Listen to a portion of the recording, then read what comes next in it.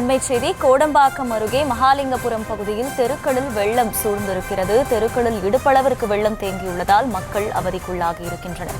கூடுதல் விவரங்களை செய்தியாளர் கார்த்திக் ராஜா வழங்க கேட்கலாம். கார்த்திக் ராஜா, வணக்கம். தற்போது அங்கே வெள்ளம் தேங்கியிருக்கும் நிலையில் தொடர்ந்து மழை பெய்து வருகிறதா? அங்கிருக்கக்கூடிய மக்கள் சொல்வது என்ன? வணக்கம் அகிலா. பெஞ்சல் புயல் இன்று கரையை கடக்க நிலையில் மழையானது தீவிரமடைந்து வருகிறது. இந்த சூழலில் கோடம்பாக்கம் மகாலிங்கபுரத்தில் பிரதான சாலையை ஒட்டியுள்ள 160 அடி சாலை உள்ளிட்ட கிளை சாலைகளில் முட்டிகளுக்கு மேலாக மழைநீர் தேங்கியுள்ளது. அங்குள்ள மக்கள் மிகவும் அவதிக்குள்ளாகியுள்ளார்கள்.